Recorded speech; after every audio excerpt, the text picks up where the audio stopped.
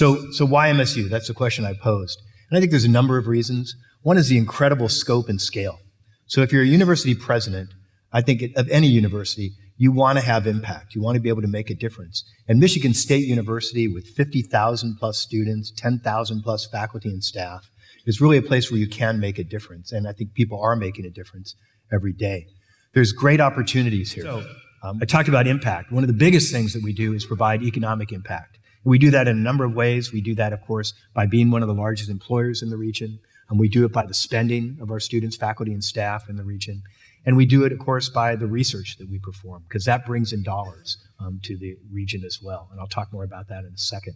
But we also are involved in helping to develop the economy and getting involved. And just later on today, and I think I have a slide about it later, I'll be involved in a ribbon cutting for a new incubator that we're opening that has wet labs. So we're really interested in trying to stimulate the economy. That's a critical part of our mission. For a research public university like Michigan State University, getting engaged in the region, getting engaged in economic development is really important. So regional impact, if you look at the counties, Ingham County, $2.9 billion, obviously that's the county we're in now. Clinton County, $185 million in terms of economic impact. Eaton, $71 million. And Shiawassee, I knew I was going to get that wrong. I apologize to people from Shiawassee County, $24 million, essentially in economic impact. And the question is always, well, how much are you getting back in services? Well, every time we get a grant that supports someone doing research at Michigan State University from the federal government, that's like starting a small business.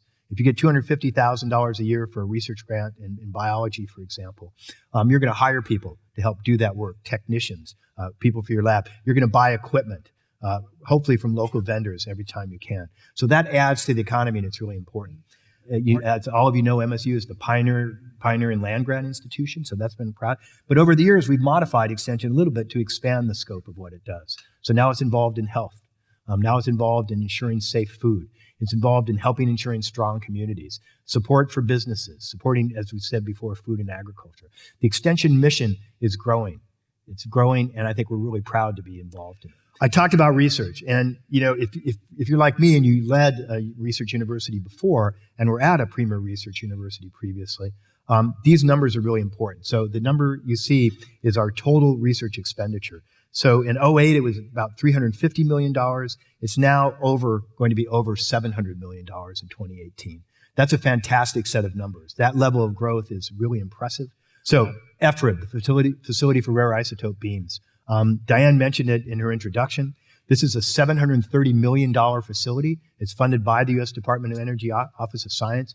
This kind of facility normally is a national laboratory. You'd have a very different structure. You'd have contractors bid to run it. It wouldn't be guaranteed that the university would run it.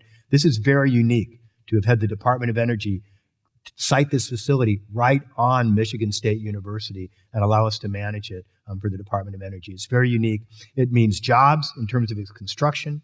And it's on schedule, which is great. I mean, that's always amazing news. It's managing to completion. The completion target is June 22nd, is June 2022. And it's going to be a facility that not only provides great opportunities for Michigan State scientists, but also from scientists from around the world. There's also new biomedical opportunities, and we're really excited about the partnership we're developing with McLaren Health System. The new McLaren Hospital, a $450 million hospital, is coming soon near campus, set to open in late 2021. We look forward to that partnership. We have partnerships with a number of other important health centers, Sparrow and others, so it's very important that we maintain these partnerships. I mentioned we'll be opening another incubator. This is the former Huntsman building in Meridian Township, the Van Camp incubator. It's going to be a wet lab. That means it will work for biological sciences, not just computer sciences or things like that. So you can have people who want to do life sciences work can be there in a wet lab building.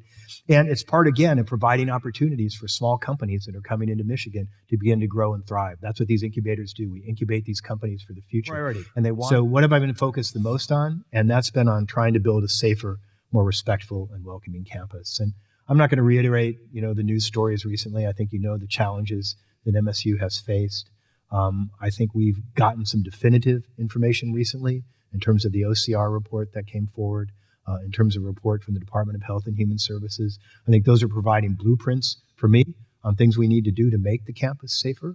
And we were going to do everything that was listed in those reports. Everything that was listed in those reports that we're asked to do, we're going to do. And we're going to use that as the minimum of things we need to do to make it safer. So that's my goal. At some point in time, can we be an example to other schools for best practices in this area? So we're going to get there. It's going to take all of us working together at the university. Your support is appreciated as well. But I think all of us share the goal of having Michigan State noted for our good performance in that area. And we're going to work hard. We're obviously not there. Obviously, we still have issues to deal with. But that's an ultimate goal and something I see in the future. So with that, this is our commitment to do more, committed to doing more. If you have questions about what's going on in this area, I encourage you to go to the website. Chat tracks to some degree some of the actions we're taking, some of the things we've said we're doing, and I think it's important to reference for you.